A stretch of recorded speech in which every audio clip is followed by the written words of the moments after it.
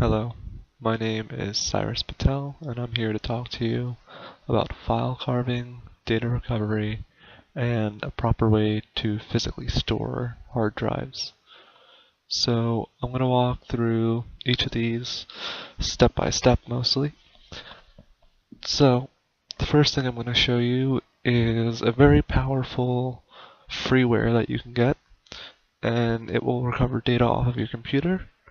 So this is the program. It's called Recurva. So I scanned my entire C drive to look for files that have been deleted that I could recover. So essentially, when a file gets deleted, all that happens is in the file allocation table, it just marks that space as free. It doesn't actually delete anything, and your files will always be there until they either get overwritten or you write over them, or you maybe reformat your hard drive. But even then, there's not a guarantee that all the data is gone. It could still stick around. The only way to securely remove all data would be to just keep writing over it with zeros and ones about 5 to 10 times. And that should randomize it enough that the data should no longer be there. The other way to delete data would be to physically destroy the drive, but then you would lose all the other data on the drive as well. And you'd also have to buy a new hard drive. Okay, so from my scan, I found all these files that could be recovered. Now, with a lot of them, they're just temporary files that didn't really mean much, but I recently uninstalled and reinstalled Malwarebytes, and I can see from these Chameleon files, these are for the Malwarebytes Chameleon, so if there were files that I needed to recover, I could just check the little box, click the recover button on the bottom right, and it would restore them to wherever I told it to go to save them. Now, this is pretty nice if your hard drive hasn't been overwritten that much, or it's not very fragmented, or just if it's not been used that often since the file has been deleted. But if it has been used a lot since then, you'll have to go even closer and use something called data carving. Now, data carving is physically going into a drive and looking in hexadecimal for all the files. So, in this hard drive that I created, I added this image into it, and then I will just walk you through on how to find that image within the hard drive. So online I googled what the header of a JPEG file is. So what happens is files have headers and footers. It's how the computer knows where the beginning and the ending of a file is and what type of file it is. So the header and footer for a Word document is completely different than the header and footer for a PowerPoint. The other thing is you have to tell where a header and footer are, because there can be data within a PDF file, for example, that contains the exact same sequence of hexadecimal that would be the header for a PNG. But it's not the header for a PNG, it's just data within that Word document. So you have to be able to look at it and tell if that is part of a file or if that looks like a header or footer. So there's a few tricks to this, like with this one there's a bunch of zeros beforehand, so that's a really good indication.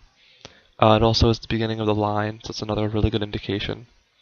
But I googled the header of a JPEG, and the header of a JPEG is FFD8 FFE0, then for any characters, 4A 46. So this matches up completely perfectly. So I know that's the header.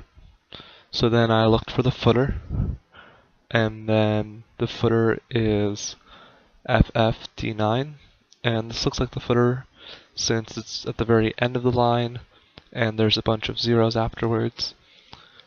So this looks like it's probably it. So then I just copied all the data in between, put it into a new drive, and saved that drive as a JPEG image, and I got this as my result. So the data carving worked. Now usually this example is just very easy and simple. In one of my other classes with Lewicki, he had us run through his entire hard drive looking for all these different kinds of files, and many times you would find headers within other actual files, and then you would try to copy paste something and save it as a PDF, and it turns out that's not a PDF, it was just part of some JPEG or something. So it's a lot of little things that to catch to make sure that it is what it is, or what you think it is. So now I'm also going to go over physical security. So there are two main issues with physical security, and that's people just don't value it as much as they used to. That's because with everything we're doing nowadays, we're focusing on the virtual security of something. Can a hacker get through the network or anything like that? But we hardly ever think, well, what if the hacker just breaks in? Then all he has to do is plug in a USB to a computer, or to the server room, or whatever. So there are two locks you should never use, and I'll show both of them to you, that also give a lot of people a lot of false sense of security. So the first one is a combination lock like this. Now people like this because you can just, if you forget, you can't lose the key. You just write it down somewhere and you have the combination. So this is bad because you're writing down the combination, so there's almost no point to having it because it's just like writing down your password. You should just never do it. The other reason is there's 1.5 million ways to break into this. You can just look up a YouTube video and find out in about 90 seconds how to open this with just having scissors and a can of soda. That's all you need. So having it really just delays someone by maybe 30 to 40 seconds. So it's very not helpful at all. The other one that's also used a lot is this master lock. Now the issue why these are so bad is they look very secure, but to anyone that actually knows how to pick a lock, it takes maybe a minute to two. They're very simple. That's also why they're very cheap. You just shouldn't use these, and they don't really provide much security. However, they are much better than the combination locks because anyone could just pick those. To pick one of these, you need to have actual lock picking practice, and you'd have to be somewhat not new at it unless you're very good. And in case you guys do not know how a lock works, there are these tumblers, and what happens is when they all line up correctly, you can turn your key, which will then turn it and unlock the door. So they all need to be at different heights. That's why the grooves of your keys are at different heights. So there's one other really easy way to get around this. There's a device in which you just kind of shove it into the lock, and it will just bounce everything up really quick and back down. And if you just bounce it while holding the key or any other piece of metal in there while turning, such as this tension wrench, you can get it to just unlock from that force and having all the pins line up correctly. So that doesn't work with good locks. It just works with very cheap, crappy locks. So that's another reason why you should avoid those.